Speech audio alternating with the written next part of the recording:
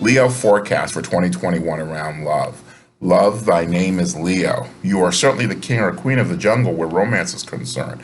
Not only are you quite the lover, but you are also extremely romantic in a way that only you can pull off. If your romantic ideas came from anyone else, they might seem corny or maybe too over the top. But for you and your charismatic aura, you are swoon worthy. Because of your outgoing social nature, you have no problem whatsoever making fast friends. You can find something interesting about anyone, and you often discover facets of people that even those that know them well don't recognize. But when it comes to a romantic partner, you can be quite picky. You know what you want, you know what you offer, and you have no desire to accept anything less. But sometimes,